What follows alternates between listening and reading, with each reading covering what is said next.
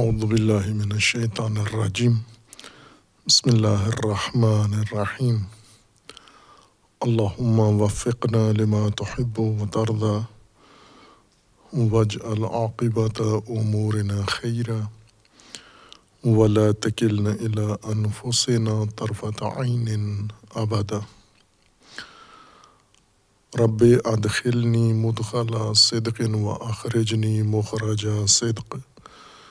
وَاجْعَلْ لِي مِن لَّدُنْكَ سُلْطَانًا نَصِيرًا۔ سورہ مبارکہ بقرہ آیہ کریمہ وَأَقِیمُوا الصَّلَاةَ وَآتُوا الزَّکَاةَ وَارْکَعُوا مَعَ الرَّاکعِینَ۔ بنی اسرائیل کو اللہ تبارک و تعالیٰ نے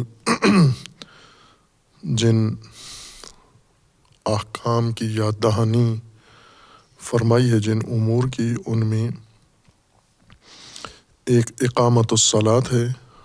اور دوسرا ایتاء الزکوٰۃ ہے، اور تیسرا امر اس آیہ کریمہ کے مطابق رکوع ہے مع الراکعین، راکعین کی معیت میں رکوع ہے۔ اقامت الصلاۃ جو دین کا ایک بہت اہم بنیادی ستون ہے، بنیاد ہے، اساس ہے، لیکن اس کی تشریح و تفسیر اس طرح سے ہوئی ہے کہ اول اقیمو یا اقامت کا معنی بیچ میں مفقود ہو گیا ہے، ضائع ہو گیا ہے اور ختم ہو گیا ہے، اور گویا اقامت الصلاۃ کو صلاۃ کا معنی اس طرح سے کیا گیا ہے کہ اقامت اس میں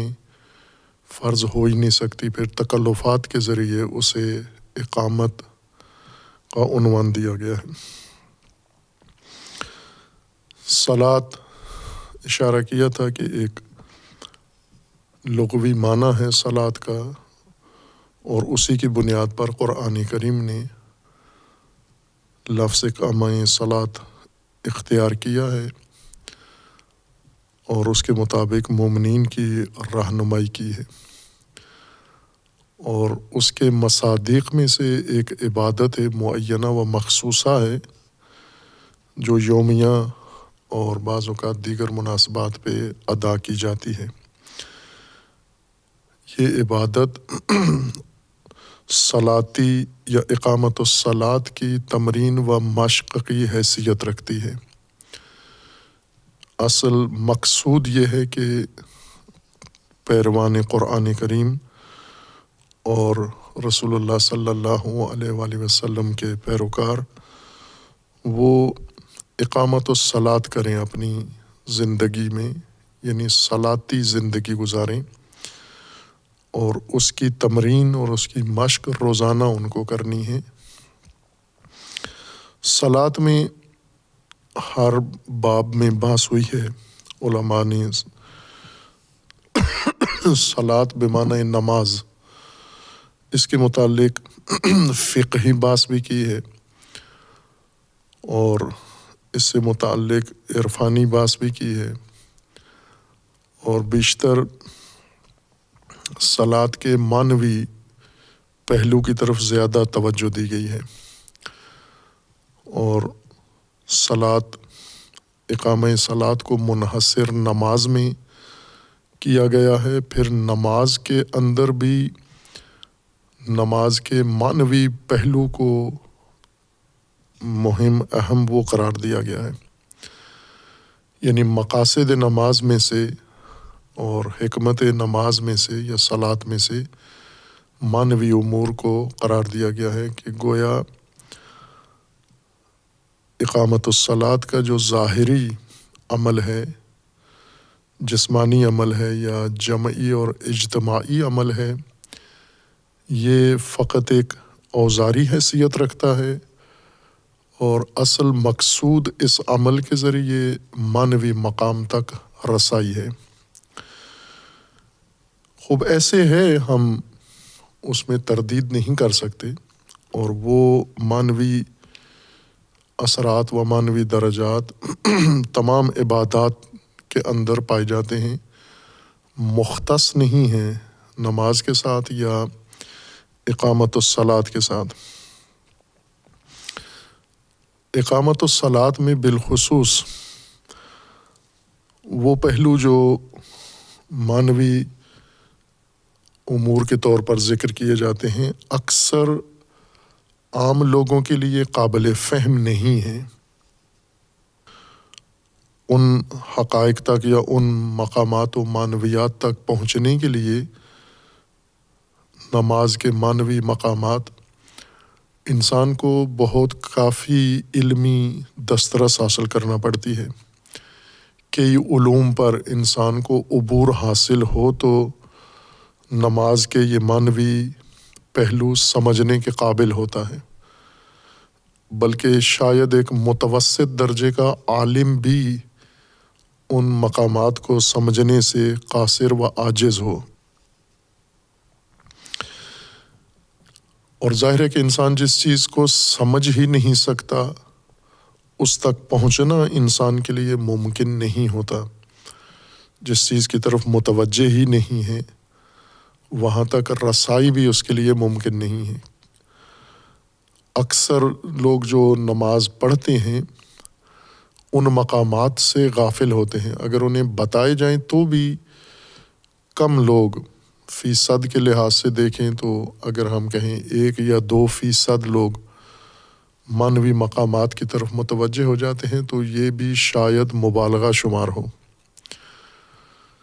فی 1000 کی تعداد میں ہم کہہ سکتے ہیں کہ اگر ہم 1000 افراد کو نماز کے معنوی مقامات سمجھانا چاہیں تو ان میں سے 2 یا چند ایک ان مقامات کو سمجھنے کے قابل ہوتے ہیں یا سمجھ جاتے ہیں اور پھر سمجھنے کے بعد ان تک رسائی کی بھی کوشش کرتے ہیں۔ جبکہ اقامت الصلاۃ اور خصوصاً اقامت الصلاۃ کا عبادی مصداق عبادی یہ عرفی مقصد رکھتا ہے، عام فہم مقصد رکھتا ہے، اور اس کا عام فہم مقصد یہی ظاہری جو اس کے عمل کے اندر نظر آتا ہے یہی مقصود ہے، یعنی ایک صلاتی کیفیت یا صلاتی انداز متدینین کے اندر، مومنین کے اندر ایجاد کرنا، روزانہ اقامت الصلاۃ کرانا عبادی انداز میں، اور اس کی کیفیت خصوصاً جو بیان کی گئی ہے کہ وہ حتماً صلاتی کیفیت اسی وقت ہوتی ہے جس کو علیحدہ سے وضاحت کے ساتھ بھی بیان کر دیا گیا ہے کہ وہ جماعت کے ساتھ ہو، اور جماعت کی تفصیل بیان کی گئی ہے کہ جماعت اس طرح سے قائم ہوتی ہے کہ مومنین میں سے ہی ایک واجد الشرائط انسان وہ آگے کھڑا ہو جائے اور اس کے بعد باقی سارے صفیں بنا کر اس کے پیچھے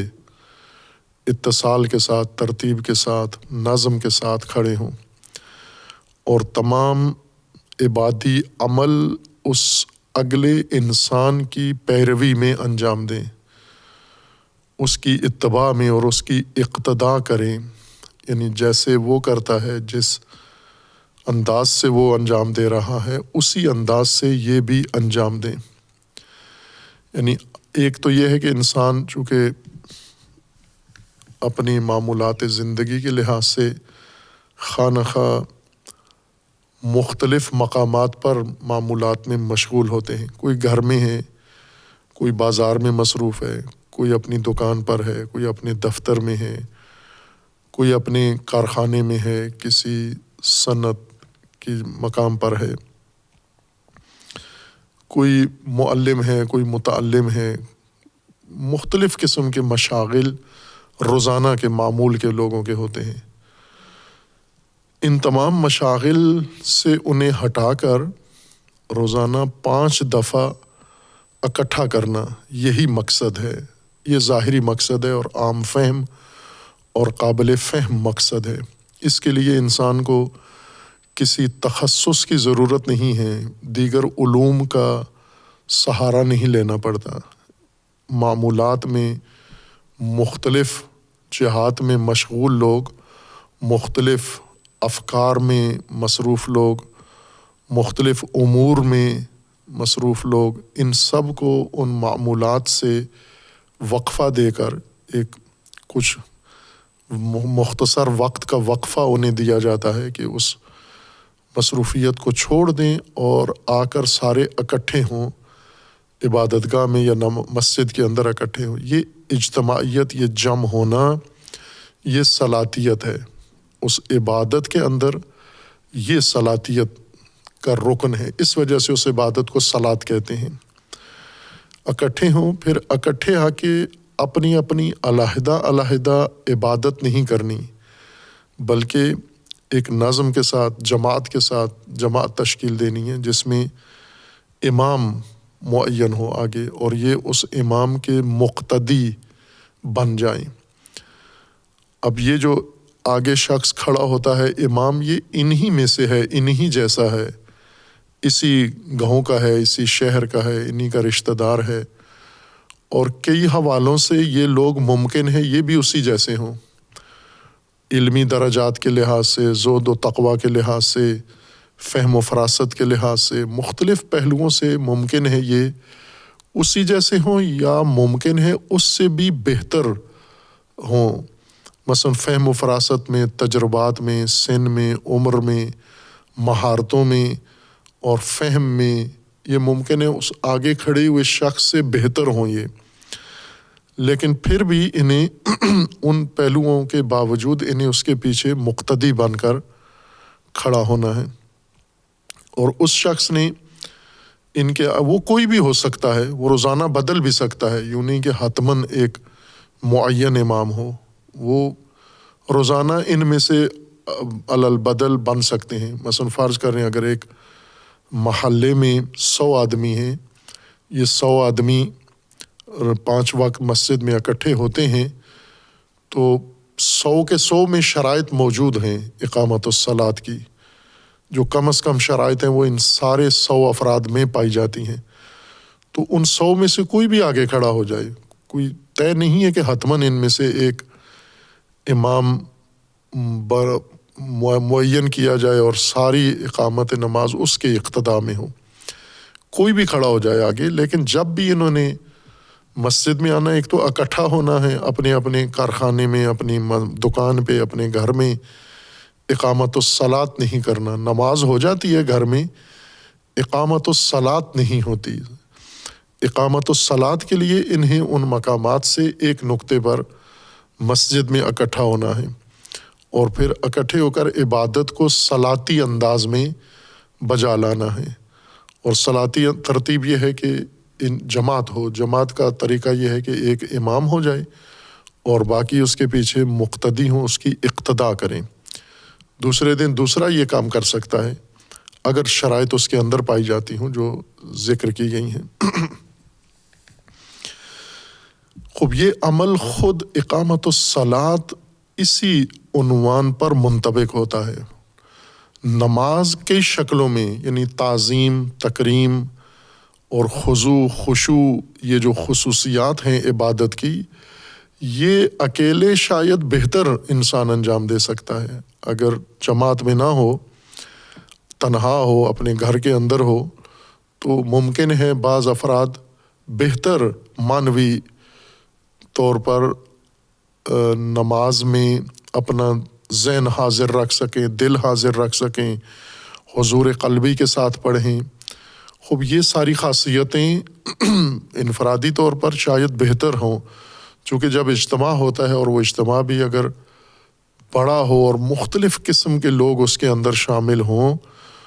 تو ان سب سے چشم پوشی کرنا، ان سب سے نظر انداز کرنا، ان کی وجود کو کالعدم سمجھنا اور فقط اللہ کی طرف متوجہ کرنا، یہ جمعیت کے اندر مشکل کام ہوتا ہے، کیونکہ جمعیت انسان کی توجہ اپنی طرف رکھتی ہے، اور یہ احساس انسان کے پاس ہمیشہ رہتا ہے کہ میں ایک جمعیت کا حصہ ہوں، اور خصوصاً جب آگے امام ہے تو انسان کا دھیان اس کی طرف ہمیشہ رہتا ہے کہ امام کب کیا عمل انجام دیتا ہے، کس درجے میں داخل ہوتا ہے، تو دھیان سارا امام میں رکھنا ضروری ہے۔ توجہ امام کی طرف رہے ضروری ہے، اور بعض صلات ایسی ہیں کہ ان میں قراءت اگر امام کر رہا ہے تو اس کو خود نہیں کرنی، امام کی قراءت سننی ہے اس نے، اور اگر قراءت خود بھی کر رہا ہے تو اس صورت میں یہ امام کے اتباع کرے گا باقی تمام حرکات و سکنات میں۔ تو ظاہر ہے کہ امام کی طرف دھیان رکھنا ضروری ہے۔ اگر امام کی طرف توجہ نہ ہو، امام نے تکبیرہ کہہ دی، یہ متوجہ ہی نہیں ہے، اس معنی میں کہ یہ خضوع قلبی کے ساتھ، خشوع قلبی کے ساتھ یہ صرف اللہ تبارک و تعالیٰ کی طرف متوجہ ہے، امام کی طرف متوجہ ہی نہیں ہے یہ شخص، تو ذرا اقتداء بھی نہیں کر سکتا۔ اقتداء کے لیے امام کی طرف دھیان رکھنا ضروری ہے، اور صلاتیت اسی سے پیدا ہوتی ہے کہ جب امام کے پیچھے رہے تاکہ مکمل طور پر اس کی اتباع و اقتداء کر سکے، اس کے ساتھ یہ ساری حرکات و سکنات انجام دے سکے۔ اور پھر ظاہر ہے اس کا ایک خاص نظم ہے صلات کا، عبادت کا بھی، یعنی صلات ایک عمومی امر ہے جو انسان کے تمام اعمال میں ملحوظ ہو، تمام دینی اعمال میں، تمام غیر دینی اعمال میں بھی صلاتیت ملحوظ رہے۔ اس صلاتیت کی تمرین انسان نماز میں کرتا ہے یا عبادت میں کرتا ہے۔ عبادت کو بھی اس طرح سے اللہ تبارک و تعالیٰ نے ترتیب دیا ہے کہ یہ صلاتیت مزید اس کے اندر پیش رفت ہوتی ہے۔ مثلاً یومیہ صلات ہے، اور پھر جمعہ کی صلات ہے، اور پھر سالانہ صلات ہے۔ یومیہ صلات محدود اجتماعیت سے ہوتی ہے، اس کے لیے حد نہیں ہے کہ کہاں سے افراد داخل ہوں آئیں، لیکن جمعہ کے لیے ایک حد مقرر کر دی ہے کہ چھوٹے چھوٹے اجتماعات نہ ہوں، ہر گلی میں نہ ہو نماز جمعہ، صلاۃ جمعہ۔ صلاۃ جمعہ کے لیے ایک علاقہ معین کر دیا گیا ہے کہ اس یومیہ اجتماع سے تعداد کے لحاظ سے اور علاقے کی وسعت کے لحاظ سے، آبادی کے دائرے کے لحاظ سے تھوڑا بڑا اجتماع ہو، یومیہ والا ہی جمعہ کے دن تکرار نہ ہو، بلکہ یہ صلاتیت جو چھوٹے چھوٹے اجتماعات روزانہ یا چھوٹی چھوٹی صلاتی تمرین روزانہ علیحدہ علیحدہ ہوتی ہے ہر گلی میں، یہ جمعہ کے دن سارے چھوٹے گروہ مل کے ایک بڑے گروہ کی صورت میں انجام دیں۔ اور پھر اسی طرح سال میں 2 دفعہ یہ مرکزی اجتماع ہوں، اور وہ مرکزی اجتماع امام مسلمین، مرکزی امام کی اقتداء میں انجام دیے جائیں۔ یہ ترتیب ہے صلات کی، عبادی صلات کی، یا صلات کے عبادی مصداق کی ترتیب ہے۔ اور اس میں جو ظاہری طور پر یہ صلاتی ڈھانچہ بنایا گیا ہے، یہ ہر ایک کے لیے قابل فہم ہے، اس کو سب سمجھتے ہیں کہ یہ اس کے فوائد ہیں اور یہ اس کے مقاصد ہیں، اور اس کے لیے ہمیں یہاں پر بلایا گیا ہے۔ معنوی مقامات مسلماً موجود ہیں عبادت کے اندر، چونکہ عبادت ہے اور اللہ تبارک و تعالیٰ کی بارگاہ میں ہے تو حتماً اس کے عبادی پہلو ہیں، لیکن وہ عبادی پہلو، معنوی پہلو عام لوگوں کے لیے قابل فہم نہیں ہے۔ جب قابل فہم نہیں ہے تو قابل دسترسی بھی نہیں ہے، چونکہ جس مقام کو انسان سمجھتا نہیں ہے اسے کیسے حاصل کر سکتا ہے۔ مثال کے طور پر ایک الجھن جو عموماً صلات کی تبیین میں، صلات کی تفسیر کی وجہ سے پیش آئی ہے، وہ یہ ہے کہ مثلا صلات میں حضور جسمانی لحاظ رکھا گیا ہے، حضور جسمانی سے صلاتیت قائم ہو جاتی ہے۔ ہر چند قرآن کریم نے حضور جسمانی کو کافی نہیں سمجھا کسی بھی امر کے لیے، یعنی اجتماع، جسمانی اجتماع، بدنی اجتماع کے سارے لوگ جسمانی طور پر اکٹھے ہو جائیں، جسے ہم آج کی محرف اور مخدوش اردو میں کہتے ہیں کہ فزیکل اجتماع۔ یہ جو جسمانی اجتماع ہے یہ اصل مقصود نہیں ہے، چونکہ اس جسمانی اجتماع کو تشکیل دینے کے لیے اس کے پیچھے انسان کی جو ارادے ہیں، جو انسان کی نیتیں ہیں وہ کار فرما ہیں، اور ارادے جسمانی نہیں ہوتے، قلبی ہوتے ہیں۔ یعنی قلبی ارادے سے انسان جسم کو پہنچاتا ہے دوسروں کے ساتھ، لیکن جو ظاہری ڈھانچہ صلات کا، عبادی صلات کا ترتیب دیا گیا ہے وہ حضور جسمانی ہے۔ حضور جسمانی سب کے لیے ممکن ہے، یعنی ایک نو مکلف انسان جو ابھی مکلف ہوا ہے، 15 سال کا ہوا ہے بچہ، اور ایک جو 60 سال کا عبادت گزار ہے، عالم دین ہے، فقیہ ہے، فیلسوف ہے، عارف ہے، جو معنویات اور مقامات باطنی سے آشنا ہے، ایک دیہاتی ہے، ان پڑھ ہے، یہ سب اس کیفیت میں سارے یکساں ہیں حضور جسمانی میں۔ یعنی جسمانی طور پر اس قیام عبادت میں، اقامت عبادت میں سب ایک جیسے حاضر ہو سکتے ہیں، لیکن قلبی طور پر قلبی حضور کس کے لیے ممکن ہے کہ پوری اقامت صلات میں آغاز سے آخر تک قلبی حضور ہو، اس کا دل بھی اور کہیں نہ ہو، ذہن اس کا کہیں بھی نہ ہو۔ یہ عمومی مبتلا مسئلہ ہے کہ سب کا شکوہ ہے، برابر شکوہ ہے مساوی طور پر، کہ باقی کام جب ہم کرتے ہیں تو اس میں کچھ دیر کے لیے ہمارا ذہن متمرکز رہتا ہے، یعنی ایک نقطے پر، ایک مرکز پر قائم رہتا ہے، لیکن صلات میں، نماز میں جب کھڑے ہوتے ہیں تو ذہن ایک نقطے پر نہیں متمرکز رہتا، مختلف طرف دھیان جاتا ہے، چونکہ ایک فراغت، ایک قسم کی فراغت ہوتی ہے صلات کے اندر، اقامہ عبادت کے اندر۔ اس فراغت میں انسان کا ذہن متعدد موضوعات کی طرف جاتا ہے، ایک موضوع کی طرف جاتا ہے، پھر غیر محسوس طور پر اس موضوع سے دوسرے موضوع پہ چلا جاتا ہے، دوسرے سے تیسرے پہ چلا جاتا ہے، اور آخر صلات تک، اختتام تک ممکن ہے 20 موضوعات یہ ذہن سے تصورات، خیالات گزر چکے ہوں، یہ اس کو یاد بھی نہ ہو کہ میں کن کن موضوعات میں ذہن میرا گردش کرایا ہے۔ لیکن اس ساری کیفیت میں جب ذہن حاضر نہیں ہے، دل حاضر نہیں ہے، جسم باقاعدہ حاضر ہے، جسم صلات کے اندر ہی ہے، قائم ہے، اور یہ شخص اس ظاہری نظم کے ساتھ منسلک ہے، ظاہری جو چیزیں اس نے فراہم کی ہوئی ہیں، حضور قلبی نہیں ہے۔ تو کیا جو حکمت ہے صلاتی ہونے میں، یعنی عبادت کے صلاتی پہلو میں، وہ حکمت حاصل ہوئی یا نہیں ہوئی؟ وہ حاصل ہو گئی ہے، اقامت الصلاۃ ہے یہ، بائیں کہ حضور قلبی نہیں ہے۔ ممکن ہے امام کا بھی نہ ہو،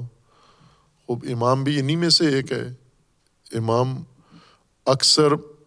ہوتا ہے، امام بھی، ماموم بھی، مختلف افراد بھول جاتے ہیں صلات میں، ان کے ذہن میں نہیں رہتا کون سی رکعت ہے یا کون سا ذکر پڑھا ہے، کون سا نہیں پڑھا ہے، شک ہو جاتا ہے۔ یہ شک ہونا، بھول جانا، اس بات کی دلیل ہے کہ توجہ پوری نہیں تھی، صلات کے اندر نہیں تھی۔ اور کوئی شخص یہ دعویٰ نہیں کر سکتا کہ میری ہوتی ہے توجہ، آخر سے، اول سے آخر تک یہ توجہ ہوتی ہے۔ یہ ایک عام مشاہدہ ہے، اور انسان اس کو ہر ایک کے بارے میں تشخیص دے سکتا، اور اس سے انسان کا اخلاص، اس کا ایمان کم نہیں ہوتا۔ یہ جو توجہ ہٹ جاتی ہے اقامت الصلاۃ کے اندر، یعنی عبادت صلاۃ عبادی میں توجہ ہماری دائیں بائیں چلی جاتی ہے، یہ مبطل نہیں ہوتی نماز کے لیے، یعنی ظاہری جو صلاتی حالت ہے وہ قائم ہے اپنی جگہ پر، اس میں کوئی خلل واقع نہیں ہوتا۔ یہ ماجرا کئی دفعہ میں نے ذکر کیا ہے، اپنے استاد بزرگوار رحمۃ اللہ علیہ دنیا سے گزر گئے ہیں، ان کے پاس ہم ایک فقہ کا درس پڑھتے تھے، مقاصد، تو انہوں نے اپنے استاد سے یہ ذکر کیا۔ یہ استاد تھے ہمارے حضرت آیت اللہ طاہر شمس رضوان اللہ تعالیٰ علیہ، معروف اساتید میں سے تھے اور بڑے لائق اور قابل، جہاں حوزہ قم کی مدیریت میں بھی ان کا اہم کردار تھا۔ اور ایک اور بڑی انقلابی معروف شخصیت اور اسکالر ڈاکٹر مفتح،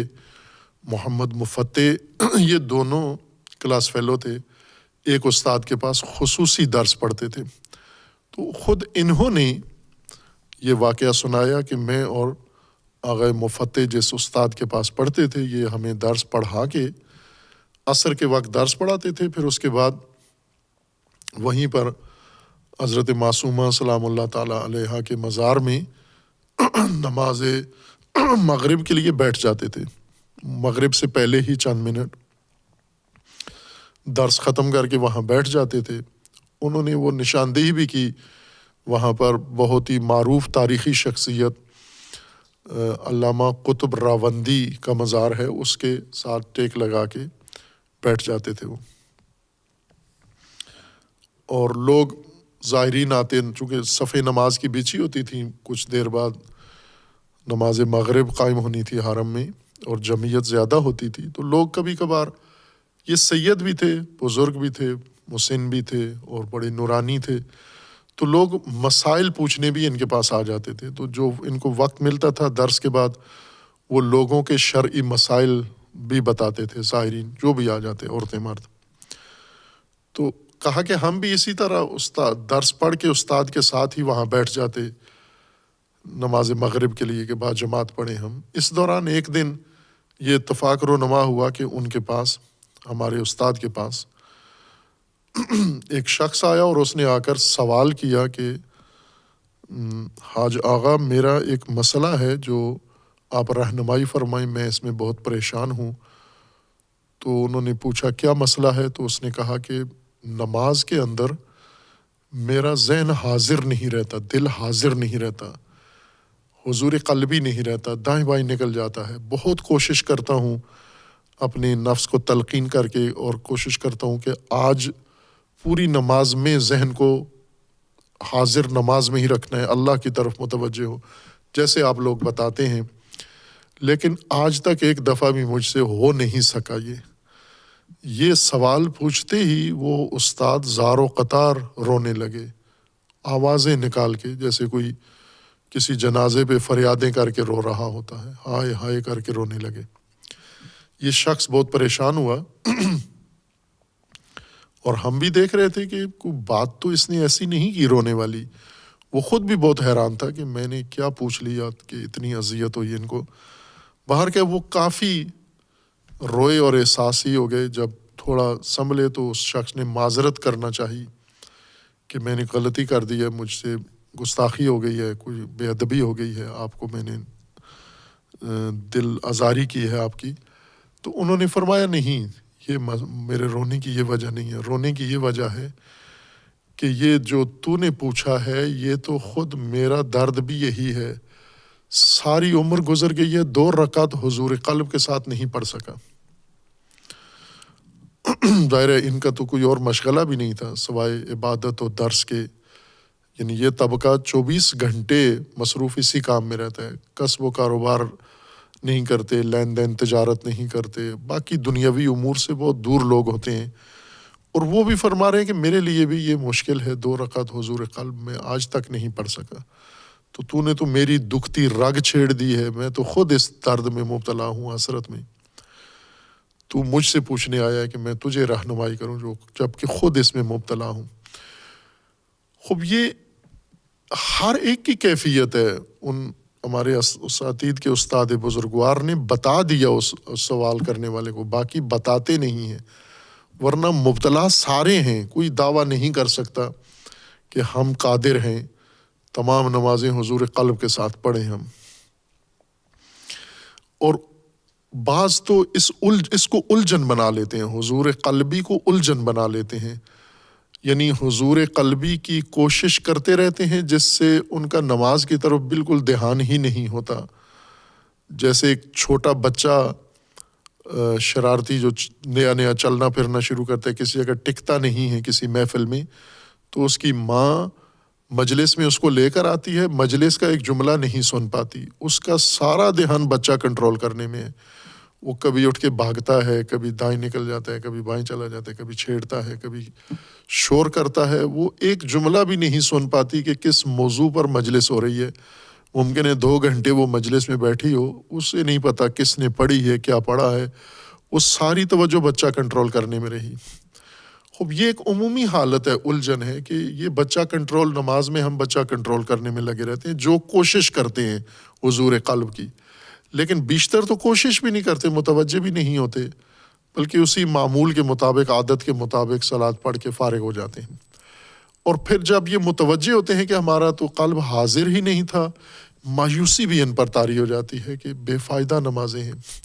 جب دل ہی حاضر نہیں ہوتا، جب قلب حضور قلبی ہی نہیں ہے، جب ہم اللہ سے وہ اتصال ہی پیدا نہیں ہوتا، تو پھر فائدہ کیا ہے؟ تو اس نا امیدی اور مایوسی میں آہستہ آہستہ سست ہو جاتے ہیں، اس عبادت کے اندر شرکت نہیں کرتے، جماعت نہیں پڑھتے، قضا کرنا شروع کرتے، اور ممکن ہے ترک ہی کر دیں کہ پڑھنا نہ پڑھنا جب فائدہ ہی نہیں ہے، برابر ہے۔ یعنی جیسا کہ بعض علماء کہتے بھی ہیں کہ اگر آپ اقامت الصلاۃ کرتے اور حضور قلب نہیں ہے تو فائدہ نہیں ہے، تو وہ بھی مان لیتے ہیں کہ فائدہ نہیں ہے۔ یعنی ہم دکان چھوڑ کے آئیں، مسجد میں آ کے صلاۃ میں کھڑے ہوں، اور یہ ٹائم جو یہاں گزرا اس میں دل حاضر ہی نہیں تھا، تو پھر فائدہ کیا ہے؟ پڑھنے نہ پڑھنے کا کوئی فرق نہیں ہے، برابر ہیں دونوں صورتیں۔ تو بہتر ہے ہم یہ وقت یہاں ضائع نہ کریں، اور اس طرح یہ الجھن آخر کار ان کی یأس و مایوسی و نا امیدی میں تبدیل ہو جاتی ہے۔ اس کو اگر اس طرح پیش کیا جائے کہ ہم جو اقامت الصلاۃ کا مفہوم ہے وہ ان مدارج، یہ مدارج اس کا حصہ نہیں ہے۔ اقامت الصلاۃ اسی جسمانی حضور سے حاصل ہو جاتا ہے۔ البتہ جسمانی حضور قلبی ارادے سے ہی ہوتا ہے، دل چاہے تو انسان مسجد میں آتا ہے اور جماعت کا حصہ بنتا ہے، یعنی اس کے پیچھے نیت موجود ہوتی ہے۔ یہ نیت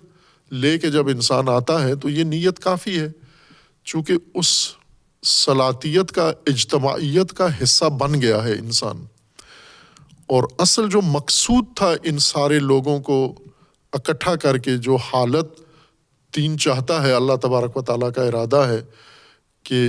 ایک ایسی سماجی کیفیت ان کے اندر بنے، ایک ایسی حیت و ماہیت سماج کی بنے جس میں یہ صلاتی عنصر موجود ہو، یعنی یہ سارے مرتبط ہوں ایک مرکزی نقطے کے ساتھ، اس مرکزی نقطے کی اتباع و پیروی کریں، اور اپنی اپنی حد تک جتنی فہم فراست ہے، جتنے ان کے درجات کمالات ہیں، اسی حد تک یہ منسلک رہیں، کوئی فرد اس مجموعے سے باہر نہ ہو، سب اس کا حصہ رہیں۔ یہ اللہ تبارک و تعالیٰ کا مقصود ہے اس اقامت الصلاۃ سے، اور یہ حضور جسمانی سے حاصل ہو جاتا ہے۔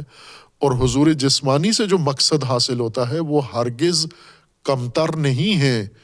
ان مقاصد سے جو معنوی اور قلبی حضور سے حاصل ہوتے ہیں۔ یعنی اگر قلبی حضور ہو تو نماز گزار یا عبادت گزار اللہ تبارک و تعالیٰ کی بارگاہ میں حاضر ہے اور متصل ہے، فرض کر لیں کہ ایسے ہے۔ اور اگر قلبی حضور نہ ہو تو جسمانی طور پر یہ وہاں اللہ تبارک و تعالیٰ کے دستور کی اطاعت کر رہا ہے۔ یہ جو کیوں آیا ہے مسجد میں؟ اللہ کا حکم ہے۔ کس کے سامنے کھڑا ہوا ہے؟ اللہ کی بارگاہ میں۔ سجدہ کس کو کر رہا ہے؟ اللہ کو۔ فرمان کس کا بجا لا رہا ہے؟ اللہ کا۔ تو یہ بھی اللہ ہی کی بارگاہ میں ہے نا۔ یوں تو نہیں ہے کہ یہ مسجد میں آیا ہے کسی اور مقصد کے لیے، اللہ کے علاوہ کسی اور ہدف کے لیے آیا ہے۔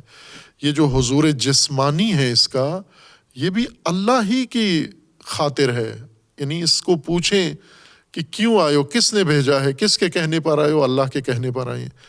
اور یہ کافی ہے کہ اللہ کے حکم پر میں معمولات چھوڑ کر اللہ کے گھر میں آیا ہوں، اللہ کے حکم پر میں اس اجتماعیت کا حصہ بنا ہوں، اللہ کے حکم پر میں اس شخص کے پیچھے اقتدا کر رہا ہوں، اللہ کے حکم پر میں دوسروں کے ساتھ صف بندی کی ہے، مل کر کھڑا ہوا ہوں، شانہ بشانہ کندھا ملا کے کھڑا ہوا ہوں۔ اللہ کے حکم پر ہم سب مل کر ایک حرکت واحدہ انجام دے رہے ہیں، نہ کہ متفرق حالات میں، یعنی جتنے اجسام ہیں اتنی اٹھک بیٹھک نہیں ہے، بلکہ جتنے اجسام ہیں ایک حرکت سارے کر رہے ہیں، تو یہ اللہ کے حکم میں، یہ بھی اللہ کے اس میں جاتی ہے بات۔ یوں نہیں ہے کہ اگر حضور قلبی نہیں ہے تو اللہ سے انسان مکمل طور پر کٹ جاتا ہے اور باقی جو ہو رہا ہے جسمانی طور پر حاضر ہے یہ اللہ سے مربوط نہیں اور اللہ کو یہ پسند ہی نہیں ہے۔ نہ، یہ بہت پسند ہے اللہ کو، بے شک حضور قلبی نہیں بھی ہے۔ یہ جو تیرے دل میں ذہن میں یہ بات آئی ہے کہ میں اللہ کے فرمان پر اب میں یہ معمول چھوڑتا ہوں، گھر سے نکلتا ہوں، آرام بستر چھوڑتا ہوں، سکون چھوڑتا ہوں، کام کاروبار چھوڑتا ہوں اور اس اجتماعیت کا حصہ بنتا ہوں، یہی فرمان تھا اللہ کا کہ یہی انجام دے تو، اور میں اللہ کے کہنے پر انجام دے رہا ہوں تو ماجور ہوں عند اللہ۔ جو اللہ نے مجھ سے چاہا تھا میں نے انجام دے دیا ہے۔ اس کو مایوس نہیں ہونا چاہیے اور الجھن میں نہ ہو۔ البتہ وہ اگلے مقامات کے اگر حضور قلبی بھی ہو تو نور و نلا نور، یعنی حضور جسمانی سے اقامت الصلاۃ ہو جاتا ہے، حضور قلبی سے اس میں مزید نورانیت آ جاتی ہے، اس کے اندر مزید معنویت میں اضافہ ہوتا ہے اور قرب میں اور انسان کے کمالات میں اضافہ ہوتا ہے، بندگی اور عبودیت بڑھتی ہے انسان کی حضور قلبی سے۔ لیکن یوں نہیں کہ اگر حضور قلبی پر قدرت نہیں ہے تو حضور جسمی بے فائدہ ہو گیا ہے۔ یہ حضور جسمی بھی فائدہ مند ہے اور اصل مقصود ہی یہ حضور جسمانی تھا آپ کا، چونکہ حضور قلبی انفرادی طور پر بہتر حاصل ہو سکتا ہے، اجتماعیت میں حضور قلبی ایک مشکل امر ہے، انفرادیت میں حضور قلبی زیادہ حاصل ہوتا ہے۔ لہٰذا حضور قلبی کے اور مواقع ہیں، یعنی یوں نہیں کہ اگر جماعت میں حاضر ہو کر میں حضور قلبی حاصل نہیں کر سکتا تو اب موقع سارا ضائع ہو گیا۔ نہ، آپ بعد میں جب تنہائی میں چلے جاتے ہیں اور دل کو آپ باقی ساری چیزوں سے فارغ کر کے اللہ تبارک و تعالیٰ کے ساتھ متصل کریں، یہ تو ہمیشہ مقدور ہے آپ کے صلاۃ کے اندر بھی اور خارج از صلاۃ بھی ہے۔ یہاں پر صلاتیت مقصود ہے، یہ جو اجتماع ہے آپ کا یہ جسمانی، اور اسی کے اندر حکمت ہے، یعنی جو سماج بننا ہے، امت بننی ہے، متقی معاشرہ بننا ہے، وہ اسی سے حاصل ہو جاتا ہے۔ یہ جو تو نے نیت کر لی ہے کہ میں نے اپنے جی سے کچھ نہیں کرنا، میں نے اللہ کے حکم پہ سب کچھ کرنا ہے، اور اللہ کا حکم یہ ہے کہ اس طرح سے آپ عبادت کرو کہ ایک فرد آپ میں سے آگے ہو، آپ اس کی اقتداء کرو اور پھر باقی اعمال سارے اس کے مطابق انجام دو۔ جو شروع کرتا ہے عبادت آپ کی شروع ہو، اس سے پہل نہیں کرنی، وہ جب ختم کرتا ہے عبادت آپ کی بھی ختم ہو جائے۔ عبادت کا جو حصہ وہ انجام دیتا ہے وہی آپ بھی انجام دیتے جو، اس سے صلاتیت آ گئی ہے۔ اور یہ مشق ہے کہ اب اس سے باہر نکل کر باقی زندگی کے جو اہم شعبے ہیں وہ بھی اسی طرح صلاتی حالت میں ہی آپ نے انجام دینے ہیں، یعنی وہ بھی ایک امام کی امامت میں، ایک امام کی اقتداء میں، ایک امام کی پیشوائی میں، تمام باقی زندگی اپنے سماج کی تشکیل کا یہ ایک نمونہ ہے، اور پھر اس تشکیل کو آپ نے وسعت دینی ہے، مسجد سے باہر نکالنا ہے اس سماجی تشکیل کو، اجتماعیت کو، اور زندگی کے باقی حصوں میں بھی اس کو آپ نے لاگو کر دینا ہے۔ ظاہر ہے جو مسجد میں آ کے اس طرح اجتماعیت اختیار کرتے ہیں یہ باقی امور میں بھی منسلک رہیں گے، یہ نہ کہ باقی امور اپنے علیحدہ کر لیں، ان میں انفرادیت آ جائے، اس میں بھی یہ سماجیت اور صلاتیت اس کے اندر بھی قائم رہے گی، تمام امور جو متعلقہ ہیں۔ خوب، یہ وضاحت ہو جائے اگر تو جو لوگ ناقص تبلیغ کی وجہ سے عموماً بیزار ہو جاتے ہیں، جیسا پہلے ایک واقعہ شاید خطبہ جمعہ میں یا دیگر مناسبتوں میں ذکر کیا ہے کہ تبلیغی سفر میں ایک خاتون آئی اور اس نے پہلے بہت روئی، بہت دردمندانہ طریقے سے روئی، جیسے وہ ہمارے اساتید کے استاد محترم تھے وہ روئے بڑے دردمندانہ طریقے سے، اسی طرح یہ خاتون بھی میرے سامنے روئی، بہت دردمندانہ طریقے سے روئی، جیسے کوئی مر گیا ہو، اس کا بچہ مر گیا ہو، اس طرح سے وہ بلک بلک کے رو رہی تھی۔ اور سنبھل کے جب اس سے پوچھا، کافی دیر لگی اس کو سنبھلنے میں، جب پوچھا ماجرا کیا ہے تو اس نے کہا کہ یہ میرے والدین کی وجہ سے یا جس وجہ سے بھی تھا، میرے اندر ابتدا سے ہی، نوجوانی سے ہی جب میں تھوڑی سی شعور میں آئی تو قرآن کے ساتھ میرا انس پیدا ہو گیا. میں نے قرآن گھر میں ہی سیکھا، پھر پڑھنا شروع کیا اور پھر ترک نہیں ہوئی. اس وقت جب مجھ سے ملی تو وہ شاید 60 سال سے اوپر کی عمر کی تھی، مسن خاتون تھی وہ. تو اس نے بتایا میں ساری زندگی قرآن مجھ سے ترک نہیں ہوا، میں دن رات قرآن پڑھتی ہوں اور مجھے بہت سکون ملتا ہے قرآن پڑھتے ہوئے. تو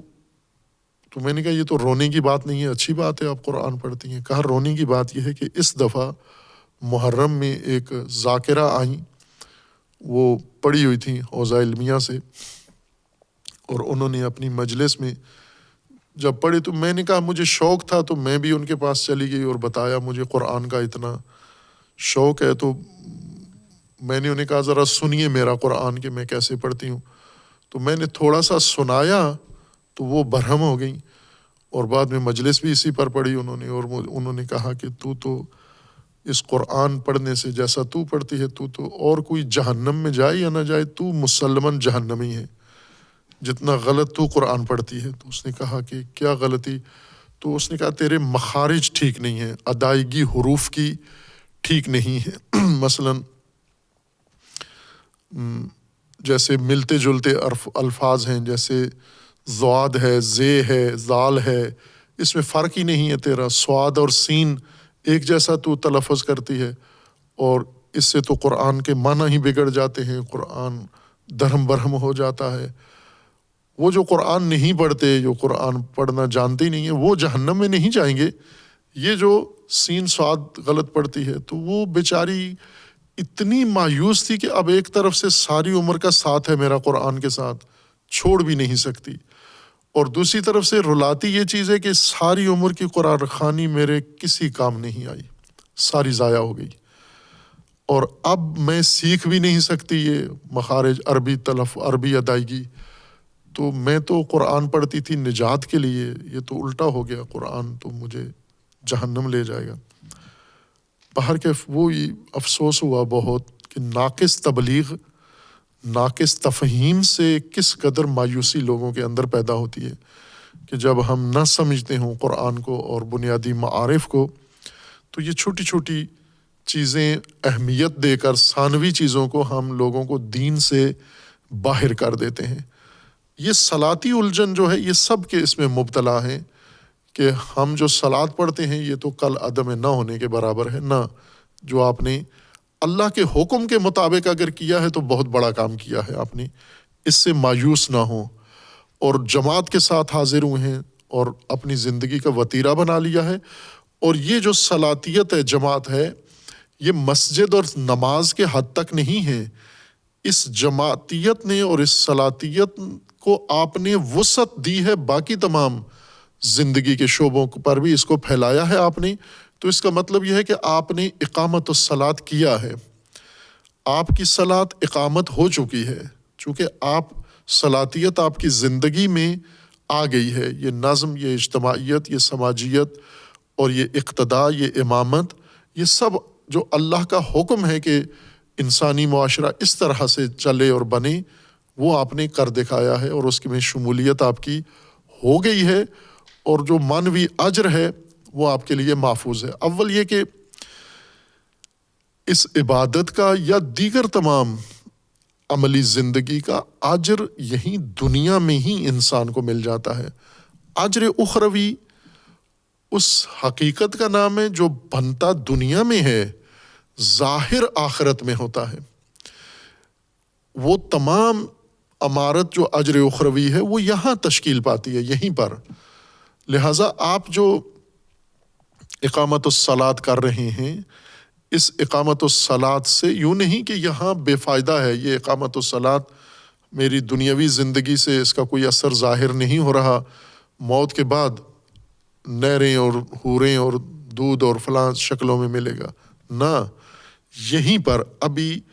روزانہ کے حساب سے وہ نتیجہ روز کا روز نکل رہا ہے. یہ صلاتیت روزانہ کی بنیاد پر قائم ہو رہی ہے. اس کی مثال لیں، جیسے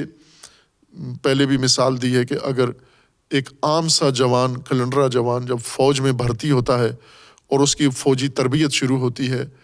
تو وہ روزانہ کی تربیت کا روزانہ نتیجہ نکل رہا ہے، نہ کہ ریٹائرمنٹ کے بعد یا مرنے کے بعد اس کو جو فوج میں زحمت کی ہے وہ ساری مرنے کے بعد نکلے گی۔ وہ سب کچھ یہی ہے، اور وہ جو تنخواہ ملتی ہے فوجی کو وہ ایک اضافی فضل ہے، وہ اجر جو اصل اس چیز کا نتیجہ ہے، جو ثواب ہے اصل، وہ خود یہی تربیت حاصل ہو جانا، اس روزانہ کے نظم و تربیت کے نتیجے میں جو نفس میں اور جسم میں تبدیلیاں آ رہی ہیں، یہی اس کا نتیجہ ہے، یہی ثواب ہے اس کا جو آپ کو یہاں مل گیا ہے۔ اس کا بڑا حصہ آخرت میں ظاہر ہو جائے گا آپ پر، نہ یہ کہ یہاں پر وعدہ دیا گیا ہے اور یہاں اجر نہیں ہے، اجر سارا یا معاوضہ سارا آخرت میں ہی انسان کو ملے گا۔ صلاحیت کا اجر اسی دنیا میں ہے، چونکہ سماج یہیں پہ بننا ہے، یہ تشکیلات یہیں پہ ہونی ہے، معاشرہ یہیں پہ بننا ہے، امت یہیں پہ بننی ہے، اور یہ حرکت اجتماعی یہیں دنیا میں ہی انجام پانی ہے۔ مرنے کے بعد تو حرکت ختم ہو گئی، لہٰذا اس کا نتیجہ بھی یہیں پر ہے، یہ صلاحیت روزانہ یہیں پہ نتیجہ دے گی۔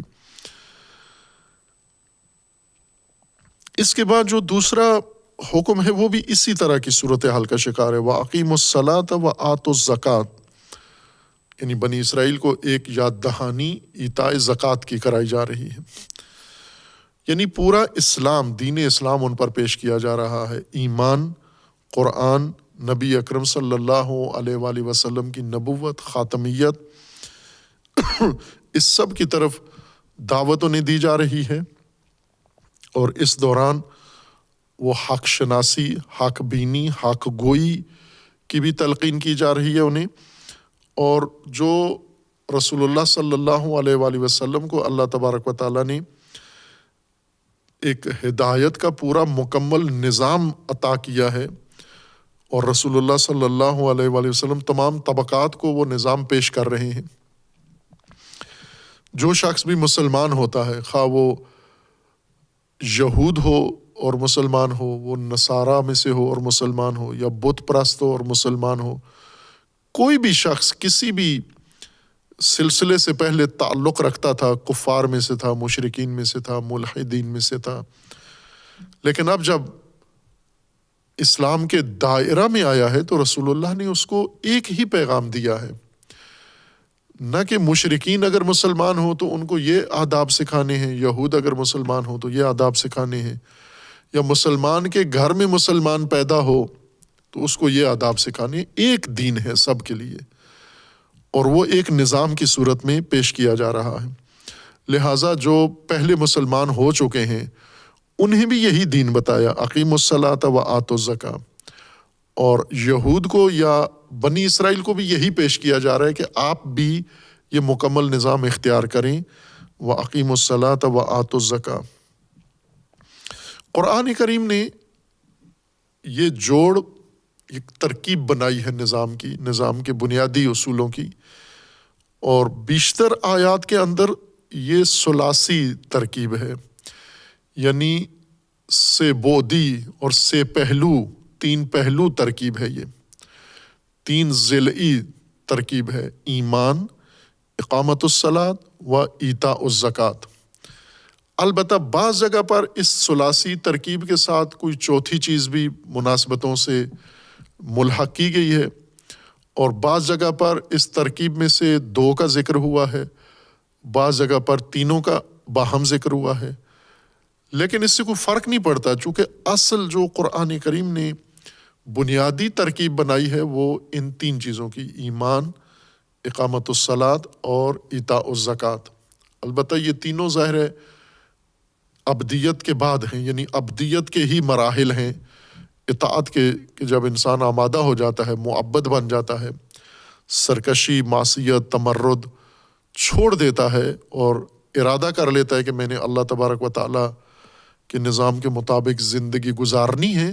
پھر اس کو یہ ثلاثی ترکیب اس کے سامنے رکھی جاتی ہے کہ پہلا مرحلہ ایمان کا ہے، یعنی بھروسہ و اعتماد، یہ اصول ہیں، یہ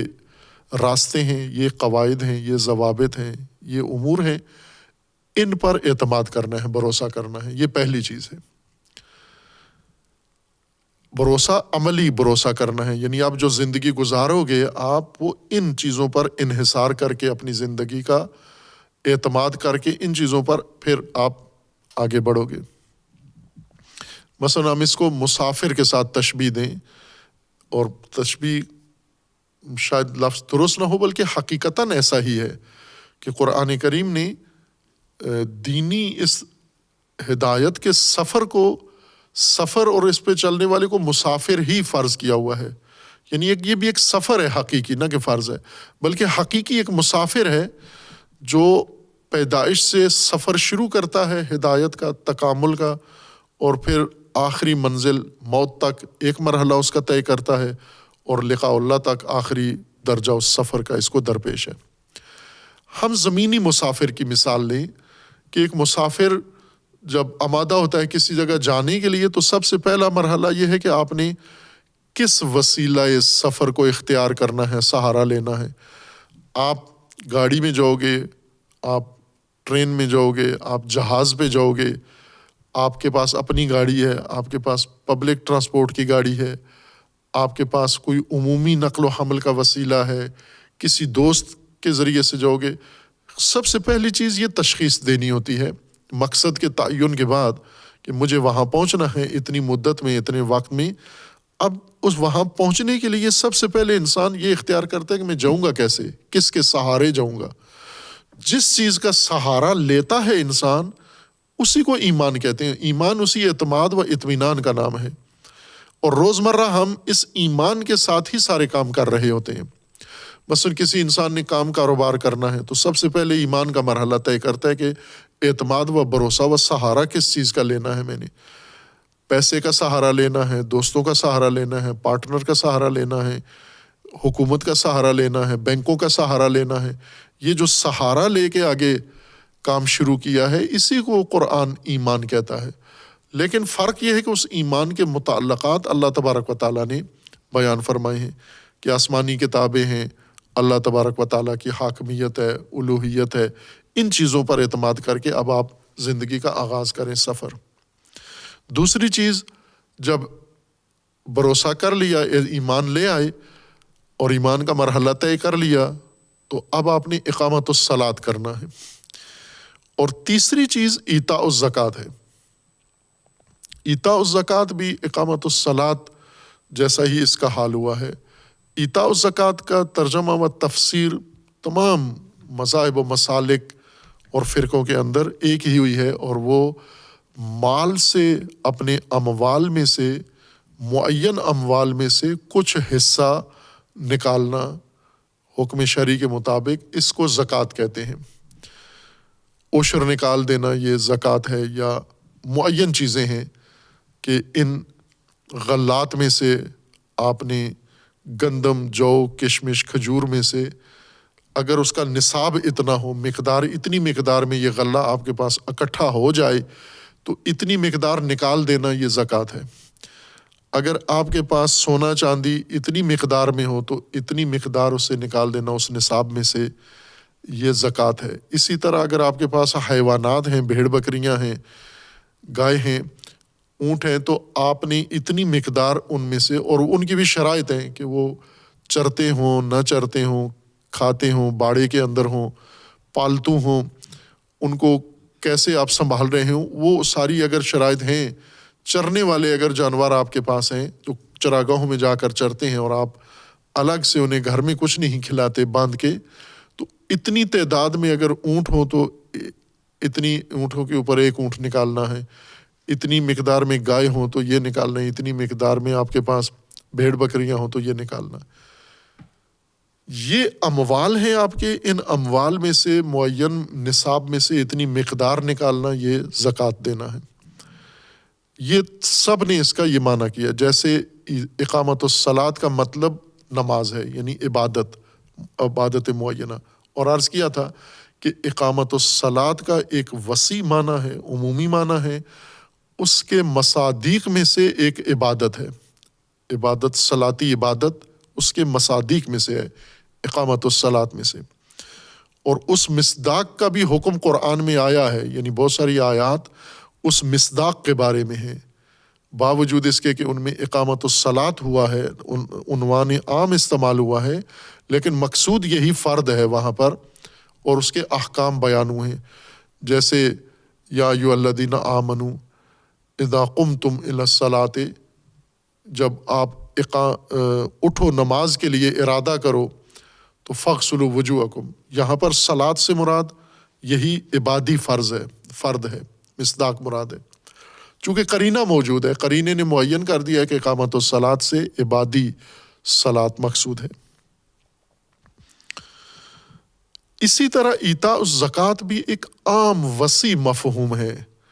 اور اس کے مصادیق میں سے مقدار معین مال نکالنا اپنے اموال میں سے، یہ بھی زکوٰۃ کے مصادیق میں سے ہے، نہ کہ یہ زکوٰۃ کا معنی ہے، بلکہ بعض نے اس کو معنی کے طور پر لکھا ہے۔ زکوٰۃ کس کو کہتے ہیں؟ اپنے مال میں سے مقررہ شرعی مقدار نکالنے کو زکوٰۃ کہتے ہیں۔ یہ عموماً اس کو معنی کے طور پر بیان کیا جاتا ہے، یہ تو کسی لغت میں مال نکالنا زکوٰۃ معنی نہیں ہے زکوٰۃ کا۔ اور پھر جیسا اقامت الصلاۃ میں عرض کیا تھا کہ یہ وہ الفاظ ہیں جو قرآن کے نزول سے پہلے عرب اپنی بول چال میں استعمال کرتے تھے، ایتا کا لفظ بھی استعمال کرتے تھے، عطا، آتو، اور دیگر اس کے مشتقات، اور زکوٰۃ اور اس سے بنے ہوئے جو الفاظ ہیں مادہ سے، یہ بھی عربوں کی معمول کی لغت میں رائج الفاظ تھے، اور وہ ایک ہی معنی میں ان الفاظ کو استعمال کرتے تھے، اور اس استعمال میں وہ مال نکالنے کو زکوٰۃ نہیں کہتے تھے۔ مال دینا، اس کے لیے لفظ عربوں نے مخصوص رکھا ہوا ہو زکوٰۃ، نہ، زکوٰۃ کا مطلب عربی میں مال نکالنا نہیں ہے، بلکہ یہ مصادیق میں سے ہے۔ زکوٰۃ کا معنی، لغوی معنی علیحدہ ہے، قرآن کی اصطلاح بھی علیحدہ ہے، اس کے مصادیق میں سے مال نکالنا، اپنے اموال میں سے مال نکالنا ایک مصداق ہے، اس عمل کو بھی زکوٰۃ کہا گیا ہے۔ اگر لغات کی طرف رجوع کریں، ایک ادنا طالب علم کو بھی یہ معنی معلوم ہوتا ہے کہ لفظ زکوٰۃ یہ بھی عربی مادہ رکھتا ہے،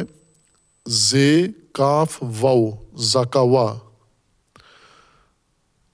زے کاف رے، زے اخت رے، وہ رے جس کے اوپر نقطہ ہو، جیسے زے اردو میں کہتے ہیں نام اس کا زے ہے، عربی نام اس کا زا ہے، تلفظ اس کا زا ہے، زے کے ساتھ تلفظ کرتے ہیں آواز اس کی، اور پھر کاف ہے، کاف کتاب والا، اور پھر آگے واو ہے۔ یہ 3 حرف، یہ اس کا اصل بنیاد ہے، 3 حرف۔ ان 3 حرف کا ایک اپنا معنی ہے، زکوا یا زکو، جو بھی اس کو مصدر بنا کر تلفظ کریں یا فعل کی صورت میں زکوا کہیں اس کو سمجھانے کے لیے، ورنہ مادہ حرف ہے۔ ان حروف کو مختلف اوزان میں، قوالب میں ڈالیں تو مختلف الفاظ اس سے بنتے جاتے ہیں، اور یہ تمام ترکیبات قرآن کریم نے مختلف شکلوں کے زکوٰۃ سے، یعنی ان 3 حرفوں سے بنے ہوئے الفاظ استعمال کیے ہیں اصطلاح کے مطابق، یعنی مشتقات سارے قرآن نے یا اکثر قرآن کریم نے استعمال کیے ہیں۔ معنی کیا ہے اس زکوا کا؟ معنی مال نکالنا نہیں ہے، قطعاً یہ معنی نہیں ہے مال نکالنا عربی لغت میں، نہ قرآن سے پہلے والی لغت میں، نہ قرآن کی لغت میں، اور نہ قرآن سے بعد کی لغت میں۔ آج تک وہ معنی جو قدیم عربی میں تھا، آج تک وہی معنی ہے زکوا کا۔ اور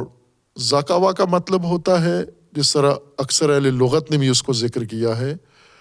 وہ ہے نمو، رشد، کسی چیز کو پالنا، پوسنا، بڑھانا، اس چیز میں اضافہ کرنا۔ اضافہ البتہ اس کی اپنے وجود میں اضافہ ہو، نہ کہ اس جیسی دوسری چیز ہو۔ مثلا زکوا کا صحیح معنی اگر ہم سمجھیں عربی لغت میں، زکوا کس کو کہتے ہیں؟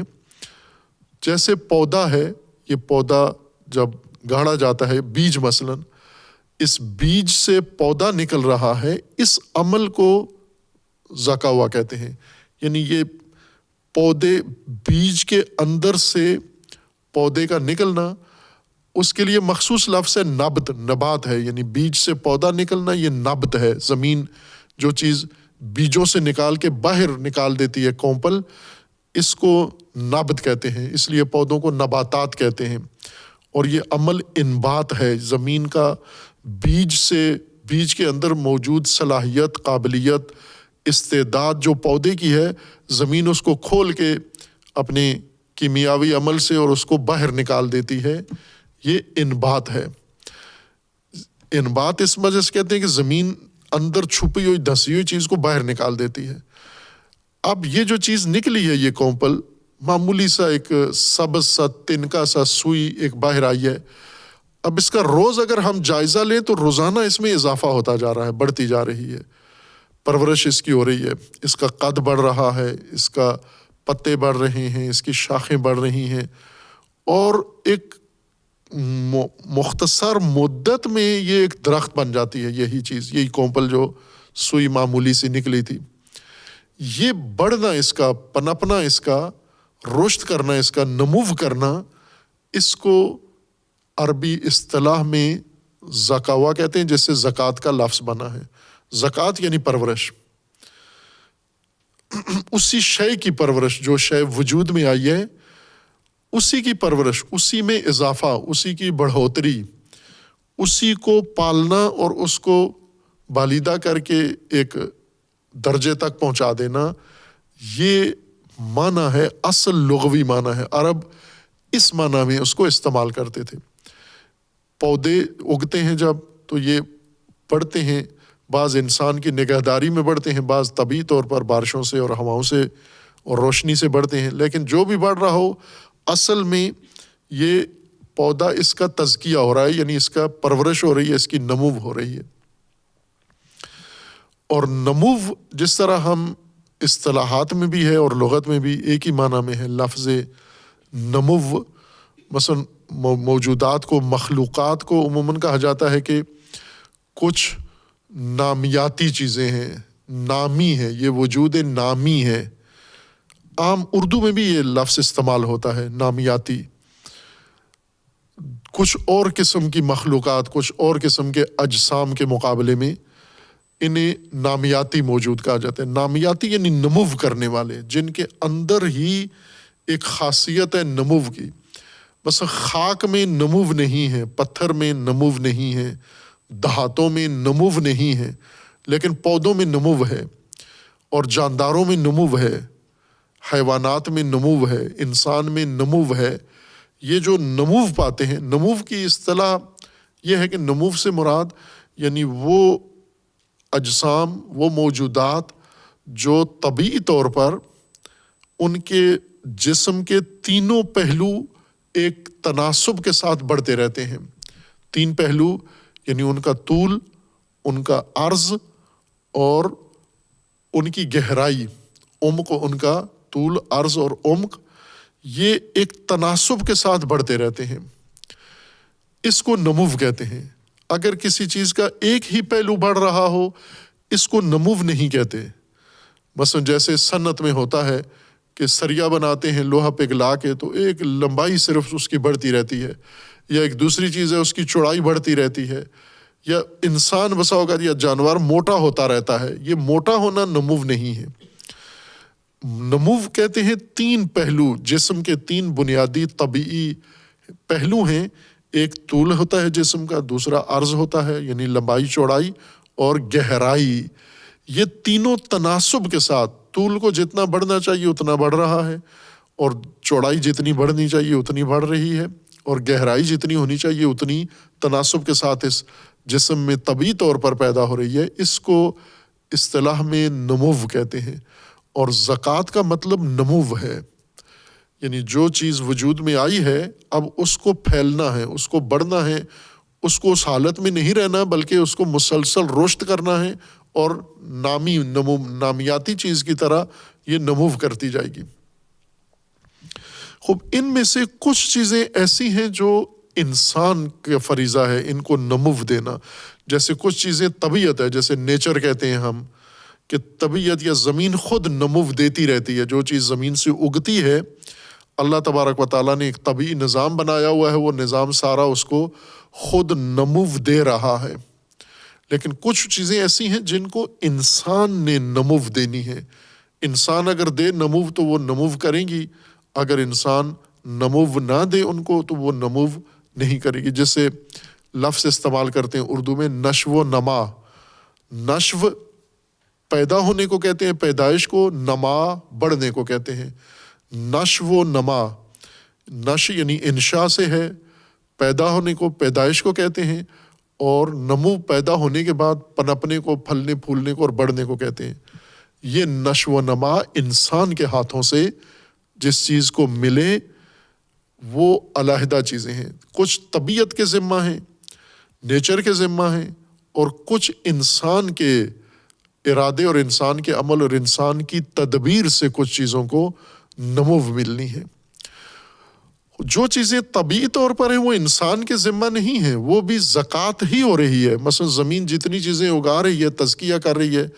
وہ سارا زمین کی زکوٰۃ ہے جو نکال کے باہر بڑھا رہی ہے.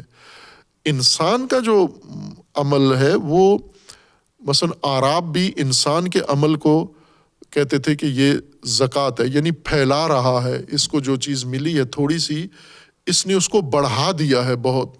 نمو دی ہے، اس نے اس کو رشد دی ہے اور بڑھا کے پھیلا دیا ہے اس کو. مثلا جیسے ہم ایک آج کل کی روزمرہ کی مثال دیں یا قدیمی مثال لے لیں کہ کسی انسان نے ایک بکری خریدی تھی، پھر اس بکری کو اس نے پالا پوسا، حفاظت کی، اور آج اسی بکری سے ایک پورا ریوڑ ہے اس کے پاس.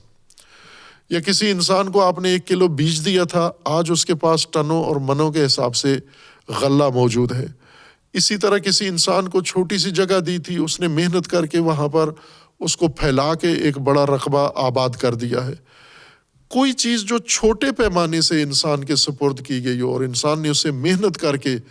بڑھا کے عروج و کمال تک اور وسعت دے دی ہو، اس کو زکوٰۃ کہتے ہیں یا تزکیہ کہتے ہیں. یہ عمل ہے. زکوٰۃ اس مادے کے لیے عرب استعمال کرتے ہیں. جب انسان، ویسے طبیعت بھی کرتی ہے تزکیہ، لیکن انسان جن چیزوں کا تزکیہ کرتا ہے وہ مختلف امور ہیں جو انسان کے سپرد ہوں. جیسے اپنی شخصیت کی پرورش. جسم انسان کا طبعی طور پر خود ہی بڑھتا رہتا ہے، طبعی تقاضے کے مطابق. کھانا کھاتے ہیں ہم، اس کے ذریعے سے رشد بڑھتا جاتا ہے. لیکن اس جسم کے ساتھ جو شخصیت ہے ہماری، جو ذہنیت ہے ہماری، جو روح ہے ہماری، یہ پرورش انسان خود کرتا ہے. اس روح کو، شخصیت کو اپنے اندر بڑھانا یہ تزکیہ ہے. جس طرح قرآن کریم کی آیت بھی ہے نفس کے بارے میں، وَنَفْسٍ وَمَا سَوَّاهَا فَأَلْهَمَهَا فُجُورَهَا وَتَقْوَاهَا قَدْ خَابَ مَنْ دَسَّاهَا وَقَدْ أَفْلَحَ مَنْ زَكَّاهَا وَقَدْ خَابَ مَنْ دَسَّاهَا. یہ نفس کے بارے میں ہو رہی ہے کہ نفس اللہ نے اس کو دے دیا. قد افلح من زکاہا، جس نے اس نفس کو تزکیہ کیا وہ فلاح پا گیا، اور جس نے اس کو دفن کر دیا، ختم کر دیا، دساہا،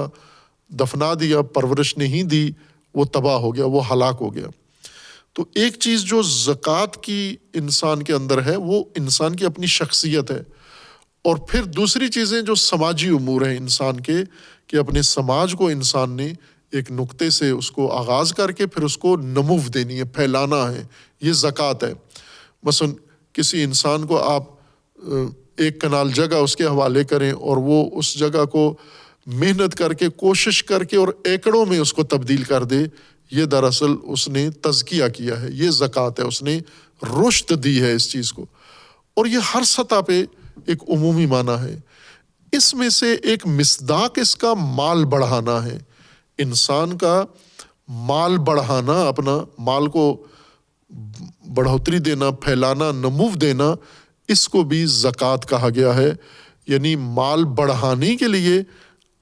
اپنے، یعنی معمول میں یہ ہوتا ہے کہ